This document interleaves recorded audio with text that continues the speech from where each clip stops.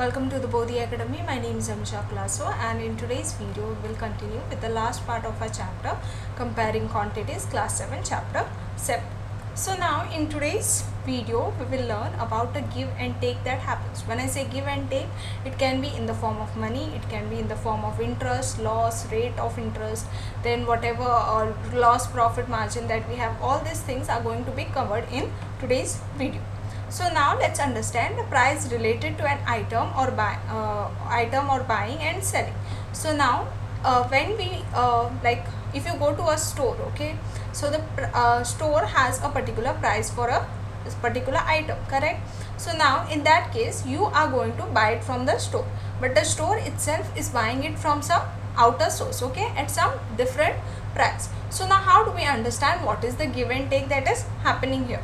So to understand that, we have two important factors, okay. So we have something known as CP, that is the cost price, and we have SP, that is the selling price.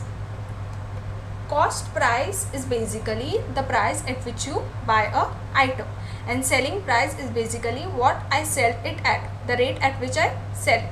Say I have, in this case let's understand, say I buy a packet of milk for say 25 rupees, okay. I say buy it, that is my cost CP. I am buying it from outsource at rupees 25 rupees, okay, and I am selling it, that is SP. I sell it at say 35 rupees, okay. So now in this case what we see, that the cost price I bought it at is very low, and the SP, that is the selling price, is 35. So it has a difference of 10 rupees. Now what is this 10 rupees? This 10 rupees is my profit, because I bought it at 25, correct, and I'm selling it at 35. So basically my 25 is getting covered here, plus additionally I am having a profit of 10 rupees, correct. So now if SP is greater than CP, if my selling price, that is here, if you see my selling price is greater, so in that case then you have made a profit, and the profit is what? The selling price minus the cost price. So if you see here, selling price is 35 minus the cost price is 25, so that is 10. So 10 rupees profit. Now let's say I buy a item at say 15 rupees. So my cost price is what? Say 15 rupees, and I sell it at 10 rupees. In this case what is happening? There is a difference of 5 rupees. But now this is a loss. Why? Because I have bought it at a higher price, and then I am selling it at an even lower price, correct? So in that case my money is already going up into covering the amount from which I bought it. There is nothing extra that is remaining for me. So I am having a loss on each sell. I am having a loss of 5 rupees, correct? So if here look at CP, if CP is greater than SP, then we have a loss, and CP minus SP is the loss that is given. Now if CP equals to SP, then you can say you have neither any profit situation happening nor any loss that is happening. Now let's understand the profit or loss as a percentage, in terms of percentage. So profit percent is given by the profit, like how much profit is earned upon the cost price into 100. Now let's look at this problem. Same way for this also we can have like the loss percent equals to loss upon CP into 100. So this formulas remain constant. You just have to change the profit and the loss section of it. So the cost of a flower vase is rupees 120. Okay, it is say 120. If the shopkeeper sells it at a loss of 10%, find the price at it was sold. So what do we know in this problem? We know that the cost price is what? 120, and the loss percent is how much? It is 10%. So we can use the above formula. So we have loss percent equals to, loss is how much?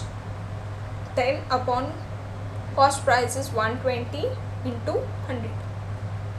So this will, okay, sorry, here we are finding the loss, okay, in rupees we are finding the loss, so that is a not known to us.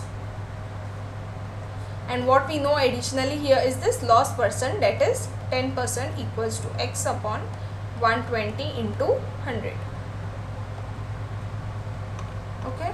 So now if you see, let's rearrange this equation. So 10, if this is in divide, it will become multiply upon this 100 here equals to x. So this and this goes, this and this goes. So the loss is of rupees 12. Okay. Now, but we have to find what? We have to find the selling price of it. So we already know loss can be found how? Loss equals to the selling price minus the cost price minus the selling price. So cost price we know it is 120 and its selling price is say 12 rupees less. So this will be 108. So its loss,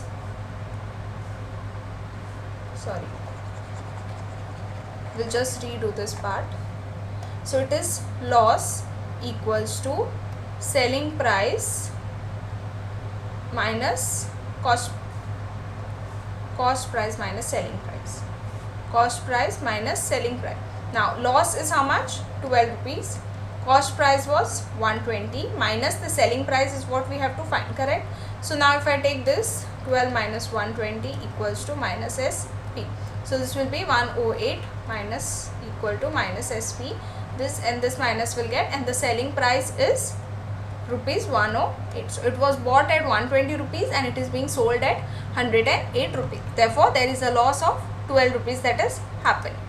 Now let's look at the charge given on borrowed money or simple interest. Now if we look at the bank system, what we see is that if you take a handsome amount of money as a loan, then there is some kind of rate of interest that is applied onto that. Like for per year, so much and so rate of interest is what gets applicable. So when you are returning so much and so much extra, you have to pay. So now in that, the money that you borrow, that is called as the sum or it is called as the principal. Okay. Then the interest or the extra money that you have to pay, that is known as the rate of interest or rate interest. Okay. And last we have the amount, that is what you are finally going to pay. So now if you look at this problem, Anita takes a loan of rupees 5,000 at 15% a year as rate of interest. Find the rate of interest she has to pay at the end of 1 year. So we have to find how much money she is going to pay. So in this, the sum or the principal is how much? 5,000. Rate of interest or interest is 15% per year. So this means that if she has borrowed 100 rupees, then she has to pay how much? 15 rupees extra every year. So if she has borrowed 5,000 rupees, then the interest she has to pay will be given by the interest upon the total percent into how much? 5,000. So that will come to 750 rupees. So this 750 now is added to the amount that she borrowed. So 750 plus 5,000 gives us 5,750. So in this case, we can see that the principal is the sum that is borrowed, R is the rate of interest per annum. So what you can see is that you can calculate from the interest that how much money you have to basically return at the end of 1 year. So she has to return 5,750. Now if we see interest for multiple years, now that was just for 1 year. In case we have to go on for like maybe 5 years or 6 years, then how do we calculate that part of it? So that is given by this simple equation, that is I, that is the amount that you have to return, equals to P, that is the principal or the sum, into T, that is the time that is available for you, into R is the rate of interest, and into 100. Say if Manohar pays an interest of 750 for 2 years on a sum of 4,500, find the rate of interest. So now you have to tell how much rate of interest is applied on this sum. So I equals to P into T into R upon 100. So therefore what you can say, I is 750, principal is 4,500 into 2 years of time into rate of interest you have to find upon 1000. So that will give us a rate of interest of 8.1/3%. Okay, so like this any given conversion can be done, wherein you can either find the rate of interest or you can convert the rate of interest to rupees and find its value.